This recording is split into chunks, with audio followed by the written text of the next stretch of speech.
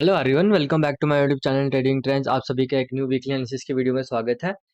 Bank Nifty ने जो Friday को फाइनल क्लोजिंग दी थी वो दी थी 49,803 की। और बैंक निफ्टी अगर आप कहीं ना कहीं देखो तो लगभग इस वीक कहीं ना कहीं 819 पॉइंट ऊपर जाके पिछले वीक से क्लोजिंग की है। बट एक चीज आपको देखनी पड़ेगी कि मार्केट में कहीं ना कहीं जैसे आपको पता ही है कि 4 जून वाले दिन एक 10% लगभग 10% की गिरावट होने के बावजूद मार्केट में अच्छी खासी बाइंग होती है और बैंक निफ्टी को लगभग इसकी 80% के करीब की रिकवरी कर देता है। निफ्टी 50 का चार्ट भी दिखाऊंगा, वो ज्यादा इसमें आपको देखने को मिलेगा कि निफ्टी 50 का चार्ट तो ऑलमोस्ट रिकवर हो चुका है। वो चीज आपको मैं दिखाऊंगा आज। उसके साथ साथ चलो बैंक निफ्टी दिखाता हूँ। पहले आप बैंक निफ्टी कंटिन्यूसली इसी चैनल को फॉलो कर रहा है वन वन वीक के टाइम फ्रेम में। जब तक मार्केट इस चैनल के अंदर रहेगा आपको वन वीक में बड़ी मूवमेंट देखने को नहीं मिल सकती। हाँ, एक चीज है, जैसे कि कोई बड़ी न्यूज आ जाए तो उस केस में हम कह नहीं सकते।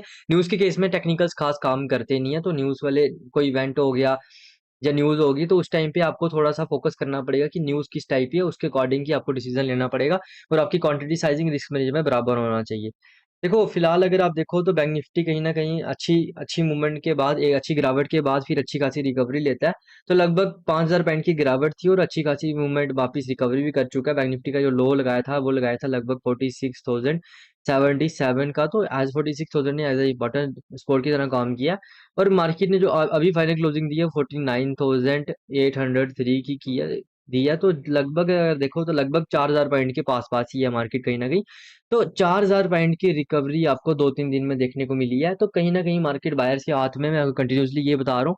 बट मैं आपको इंपॉर्टेंट लेवल बताऊं तो अब ये एज अ इंपॉर्टेंट सपोर्ट की तरह काम करेगा, क्योंकि कंटिन्यूसली मार्केट इसको as a week time frame में आप एज अ रेजिस्टेंस की तरह फेस कर रहा था। आज इसके ऊपर लास्ट वीक इसके ऊपर क्लोजिंग करता है, तो अब ये एज अ इंपॉर्टेंट रेजिस्टेंस की तरह काम करेगा, सपोर्ट की तरह काम करेगा। पहले एज अ रेजिस्टेंस का काम कर रहा था, अब ये एज अ सपोर्ट की तरह काम करेगा।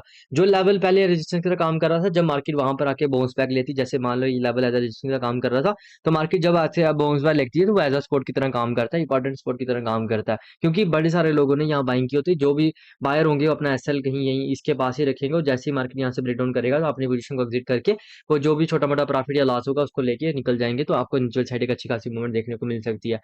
अभी फिलहाल अगर आप देखो तो बैंक निफ्टी अपने हाई से अब लगभग 51,133 का इसने हाई लगाया। तो लगभग आप मान के चलो एक 1,1200 पॉइंट ऊपर नीचे की मूवमेंट है। तो ऐसे कोई बड़ी मूव नहीं रही है।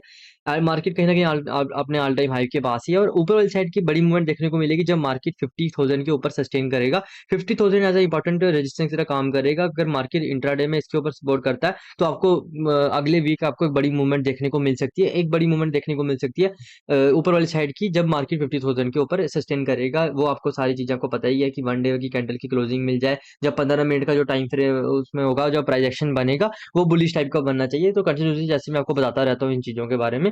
अब नीचे वाली साइड की मूवमेंट कब होगी? जब मार्केट इस लेवल के पास आके मार्केट होल्ड करेगा और फिर नीचे ब्रेक डाउन करेगा, तो आपको नीचे वाली साइड की मूवमेंट देखने को मिल सकती है। वन वीक में अगर आप देखो कहीं ना कहीं मार्केट अपर एंड के पास आके ट्रेड कर रहा है, तो अगर यहाँ से ब्रेकआउट देता है, क्योंकि अभी न्यूज जो मेजर न्यूज थी वो तो आ चुकी है। हाँ, एक चीज और है कि बजट वाला थोड़ा देखना पड़ेगा, क्योंकि जब तक मार्केट में बजट नहीं आ जाता तो उस तक थोड़ा मार्केट आप कहीं ना कहीं आपको वोलेटाइल होता दिख सकता है। थोड़ा सा मार्केट में वॉल्यूम बड़ा रह सकता है, वोलेटिलिटी दिखने को मिल सकती है। बट उसके बाद मार्केट स्टेबल हो जाएगा, उसके अकॉर्डिंग देखा जाएगा कि मार्केट कैसे रिएक्ट करता है। एक बार बजट आ जाए उसके बाद आपको सारी चीजें नॉर्मल होते हुए दिखेंगी। तब तक फिलहाल आप क्वांटिटी साइजिंग थोड़ी कम ही रखना। और इंपॉर्टेंट लेवल देखो, लेवल का गेम है सारी। आपको जैसे ऊपर बता दिया, ऊपर लेवल जो 50,000 का लेवल है, नीचे के लिए अगर आप देखो तो लगभग ये 49,000 के लेवल के पास है। 49,000 के लेवल के पास अगर सस्टेन करते ब्रेक डाउन देता तो नीचे वाली साइड आपको इंट्राडे में मूवमेंट देखने को मिल सकती है। फिलहाल अभी मेरे लिए नीचे वाली साइड ऐसा कोई बड़ी मूवमेंट देखने को मिलेगी नहीं। कब तक नहीं मिलेगी वो आपको मैं थोड़ा सा वन डे या 15 मिनट के चार्ट में दिखाऊंगा। इंट्राडे के बेसिस में अभी तक मूवमेंट नहीं है। इंट्राडे में बताऊंगा कि इंट्राडे बोल रहा हूँ, वन वीक के बेसिस में अभी आपको नीचे वाली साइड का मेरे को ऐसे मूवमेंट दिख नहीं रही जब तक मार्केट 49,000 के साइकोलॉजिकल लेवल के पास नहीं आ जाता। इंट्राडे में क्या पता छोटी मोटी मूवमेंट आ सकती है, बट जब भी मार्केट 40,000 नीचे लेके आएंगे, बायर्स कहीं ना कहीं स्ट्रॉन्ग स्ट्रॉन्ग हैंड में है, तो बायर्स कहीं ना कहीं एक बार ऊपर जाने की कोशिश जरूर करेंगे। तो वो चीज देखने को हमें मिल सकती है। वन डे के अगर टाइम फ्रेम में चलते हैं, वन डे में भी जैसे आपको पता ही है कि मार्केट कंटिन्यूसली पहले इस लेवल को सस्टेन कर रहा था, फिर मार्केट ने कल ब्रेकआउट की, ब्रेकआउट देने के बाद कल अपर एंड के बाद इस रेजिस्टेंस के ऊपर जाके क्लोज कर देता है। तो जो अभी अभी आप देखो, जैसे आपको पता है कि अब जो हमारे पास नेक्स्ट लेवल, जैसे मैंने आपको बताया 50,000 का इंपॉर्टेंट रेजिस्टेंस है। 50,000 की साइकोलॉजिकल लेवल का अगर सस्टेन करता है, 1-2 दिन यहाँ अगर होल्ड कर जाए, तो एक्सपायरी वाले दिन आपको एक अच्छी खासी मूवमेंट देखने को मिल सकती है। पहले ये टारगेट मिल सकता है लगभग 50,000 800 का। उसके बाद अगर आप देखो तो कहीं ना कहीं ऑल टाइम हाई दिखाते हुए दिख सकता है। देखो, थोड़ा-सा अब ये होगा कि मूवमेंट अब आपको एक क्लियर कट मूवमेंट देखने को मिल सकती है जब मार्केट एक साइड की किसी साइड की अगर ऊपर वाली साइड या नीचे वाली साइड किसी भी साइड अगर ब्रेकआउट या ब्रेकडाउन करता है। नीचे वाली साइड के लिए इंट्राडे में मेरे लिए इंपॉर्टेंट लेवल रहेगा 49,200 49,200 के नीचे आके मार्केट सस्टेन करेगा, तो आपको कहीं न कहीं सेलिंग देखने को मिल सकती है। बट फिलहाल मेरे मेरे माइंड में अभी तक यही है कि मार्केट कहीं न कहीं बायर्स के हाथ में है। और बैंक निफ्टी में मूवमेंट आने के चांसेस क्यों है मैं आपको कंटिन्यूअसली जैसे मैं बोल रहा हूँ, क्योंकि अगर आप निफ्टी 50 का चार्ट देखो तो निफ्टी 50 फ्राइडे को काफी बुलिश था। अगर अब मैं आपको निफ्टी 50 का 1 वीक का चार्ट दिखाऊं तो निफ्टी 50 ने ऑलमोस्ट इस कैंडल को ऑलमोस्ट 90% के करीब 95% के करीब रिकवर कर चुका है। तो 95% जितना मतलब मार्केट में जितनी भी सेलिंग हुई थी तो उसका 95% निफ्टी 50 में रिकवर हो चुका है। और लास्ट के फ्राइडे वाले दिन अगर आप देखो जो लास्ट की फ्राइडे वाली कैंडल निफ्टी 50 में बनी है तो अच्छी खासी बाइंग कैंडल बनी है। बट बैंक निफ्टी में ऐसा ऐसा केस नहीं था, बैंक निफ्टी में भी बाइंग हुई है बट इतनी बड़ी बाइंग कैंडल नहीं बनी है, छोटी बाइंग कैंडल बनी है। इसका मतलब ये है कि निफ्टी 50 के कारण क्या बैंक निफ्टी में भी एक आपको मूवमेंट देखने को मिल सकती है जब मार्केट साइकोलॉजिकल लेवल के ऊपर सस्टेन करेगा। तो पहली मूवमेंट आपको देखने को मिलेगी इंट्राडे के बेसिस में 50,800 के लेवल के बाद। फिर आपको देखने को मिल सकता है ऑल टाइम हाई। देखो all time high as important इससे का काम करेगा, यहाँ पर आके मार्केट को देखना, फिर हम देखेंगे यहाँ पर मार्केट कैसे सस्टेन कर रहा है, उसके बाद ही ट्रेड लेंगे। बट फिलहाल देखो आपको मैं चीजें बता रहा हूँ जैसे कि आपको पता है, जैसे मैंने आपको बताया कि ये लेवल एज इंपॉर्टेंट रेजिस्टेंस का काम करेगा। इसके साथ साथ मार्केट ने यहाँ पर आपको जो लो दिखेगा, यहाँ पर हाई दिखेगा। तो सारी चीजों को जब आप जोड़ कर देखोगे समझोगे तो आपको सारी चीजें आपको क्लियर हो जाएंगी। अब चलिए देखते हैं कि मंडे के सेशन में क्या हो सकता है। पहले आपको थोड़ा सा फ्राइडे का बता देता हूँ।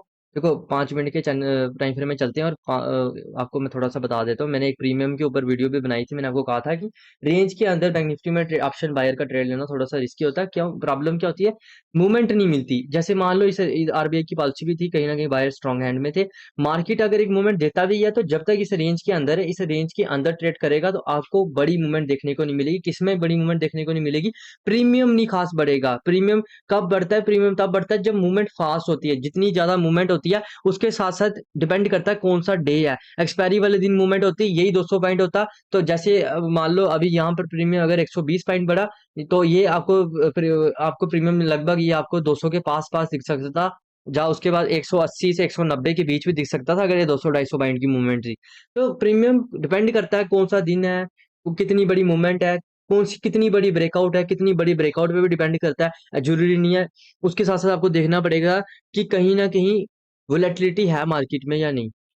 हर केस में प्रीमियम अलग काम करता है। तो प्रीमियम को अगर समझना है, आप प्रीमियम के चार्ट को भी देखो। देखो उसको उसके उसको देख के एसएल मत लगाना, प्रीमियम को देख के एसएल मत लगाना। एसएल हमेशा आप बैंक निफ्टी का लगाना, क्योंकि प्रीमियम का एसएल लगाओगे तो उसमें थोड़ा टाइम डिके भी होता है तो वो आपका हमेशा एसएल हिट कर देगा।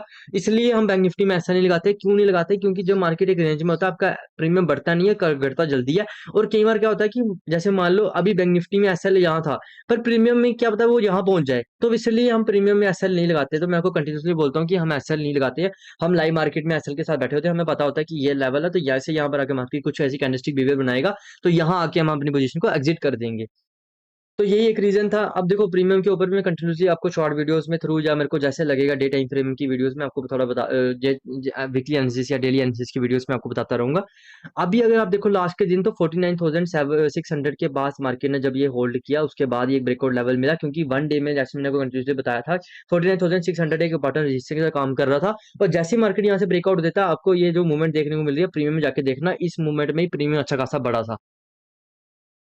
ब्रेकआउट के बाद जब प्रीमियम बढ़ता है तो प्रीमियम अच्छा खासे से बढ़ता है। ये चीजें सारी आपको देखने को मिलेंगी जब आप प्रीमियम के चार्ट को कंटिन्यूसली देखोगे और बैंक निफ्टी को कंटिन्यूसली देखोगे, तब जाके आपको ये सारी चीजें समझ आएंगी।